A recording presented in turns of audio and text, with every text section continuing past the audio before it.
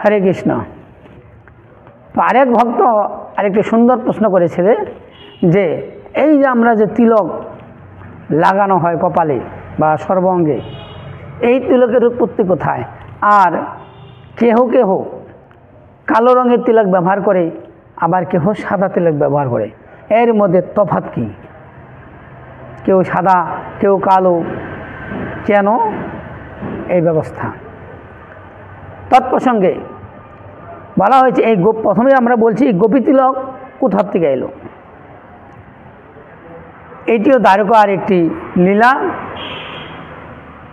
ভগবান শ্রীকৃষ্ণ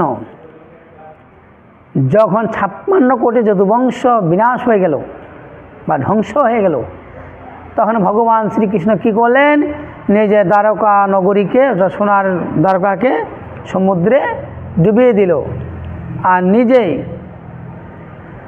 প্রভাসী গিয়া একটি কদম গাছের উপরে বসেছিলেন, আর জরা নামক ব্যাধ তীর মারলেন। সে তীরের আঘাতে ভগবান অন্তর্ধান লীলা লীলা করলেন, সমাপ্ত করলেন। ভগবান নিজের এই মনুষ্য জীবনকে বিনাশ করলেন, ভগবান চলে গেলেন। এই যে ভগবান দ্বারকা ছেড়ে চলে গেলেন, এই খবরটা দ্বারকার যে রমণীগণ, এদিকে বৃন্দাবনে ব্রজের গোপীগণ সবাই জানতে পারলেন যে ভগবান এই নশ্বর দেহ ত্যাগ করে নিজের ধামে চলে গেলেন। এই দ্বারকাবাসীগণ 16,100 স্ত্রী রয়েছে, মহিষী রয়েছে ভগবানের, আবার বৃন্দাবনে কত মহিষী কত গোপী রয়েছে। এরা সকলেই শ্রীকৃষ্ণকে দর্শন করার জন্য চলে গেলেন দ্বারকায়।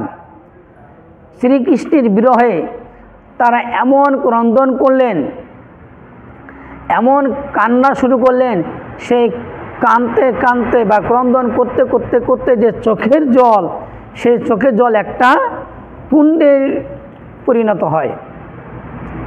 সেই চোখে যেরকম বৃন্দাবনে গোবর্ধনে মানসী গঙ্গার জল বা গোবিন্দের পা ধোয়ার জল জমতে জমতে গোবিন্দ কুণ্ডের সৃষ্টি হয়েছে, এইখানে সমস্ত মহিষীগণ বা গোপীগণ ক্রন্দন করতে করতে যে চোখের জল বেরিয়েছিল, সেই চোখের জল জমতে জমতে একটি পুকুরের সৃষ্টি হয়, কুণ্ডের সৃষ্টি হয়। সেই কুণ্ডের জলে বিশাল বড় এক কুণ্ড। তখন এই রমণীগণ বা গোপীগণ চিন্তা করছেন যে আমাদের দেহ থেকে প্রাণটাই তো চলে গেছে, অর্থাৎ শ্রীকৃষ্ণ দ্বারকাতে চলে গেছে, তাহলে আমাদের এই জীবনকে রেখে আর লাভ কি? আমাদের বেঁচে থাকার কোনো মানে নাই, চলো আমরা সবাই ওইখানেই আমাদের দেহকে ত্যাগ করে দিই। তো ওই সমস্ত 16,100 মহিষী বা আরও দ্বারকাবাসীগণ, এদিকে বৃন্দাবনের কিছু গোপীগণ ওইখানে নিজের দেহকে ত্যাগ করলেন, সলিল সমাধি করলেন। তো ওইখানকার গোপীগণের পায়ে ধুলা ওখানে পড়েছে, সেই পায়ে ধুলার জল নোংরাগুলো অর্থাৎ ধুলাগুলো জমতে জমতে জমতে নিচে মাটির সৃষ্টি হয়েছে। সেই মাটিটাকে বলা হয় গোপীচন্দন বা গোপী তিলক। গোপীগণের চরণের ধুলা সাধুগণ বৈষ্ণবগণ মস্তকে ধারণ করেন, ভগবান শ্রীকৃষ্ণও নিজেও ধারণ করেন, কিন্তু শুধু একজনেই ধারণ করেন না, তিনি হলেন রাধারানী। কারণ রাধারানী হচ্ছেন সর্বশ্রেষ্ঠা, ওনার উপরে আর কেউ নাই। এই জন্য রাধারানীকে বাদ দিয়ে কৃষ্ণ বা অন্যান্য সাধু ঋষিরা, মানুষেরা, বৈষ্ণবেরা সেই গোপীচন্দন ব্যবহার করেন। সেইখান থেকে গোপীচন্দনের সৃষ্টি হয়েছে। আপনারা যাবেন, বর্তমান সেই জায়গাটিকে বলা হয় গোপী তালাব। খুব সুন্দর একটি জায়গা, ওখানে অনেক চন্দন পাওয়া যায়, আপনারা গিয়ে সংগ্রহ করবেন, অরিজিনাল চন্দন ওখানে পাওয়া যায়। এটি হলো সাদা তিলক বা গোপী তিলক বা গোপীচন্দন বলে। আর যারা কালো তিলক ব্যবহার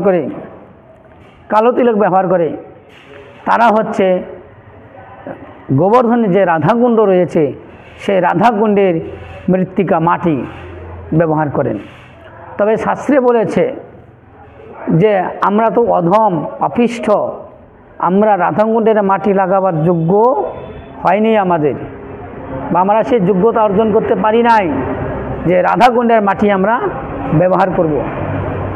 তাই আমরা গোপীচন্দন গোপীগণের আনুগত্যে আমরা ভজন সাধন করি। যারা উচ্চ মার্গে পৌঁছে গেছে তারাই একমাত্র রাধাকুণ্ডে তিলক লাগাতে পারে, কিন্তু সবাই রাধাকুণ্ডের তিলক ধারণ করতে পারে না।